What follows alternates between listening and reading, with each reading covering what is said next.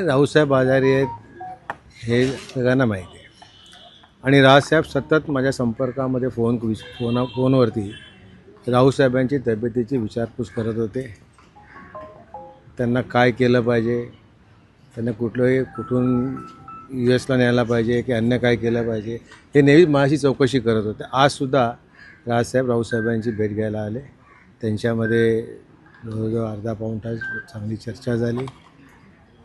रावसाहेबांनी राऊतसाहेबांना suggestion दिलं की तुझा ज्या प्रकारे आजार आहे त्याप्रमाणे तुला खूप सिरियसली त्या बाबतीत राहायला पाहिजे. लोकांमध्ये न मिसळता 1-1.5 महिने आराम करावा आणि नंतर परत तुम्ही जनतेमध्ये यावं हा सल्ला साहेबांनी दिला. अनेक जुन्या आठवणी ज्या होत्या, कारण पहिल्यांदाच साहेब माझ्या अंदाजे 20-1 वर्षांनी आले असतील. साहेबांच्या यांनी हे घर त्यावेळी झालं आणि आज ते थोडेसे कन्फ्यूज होते की मी त्यावेळी कसं कुठल्या रस्त्यांनी वगैरे यायचो.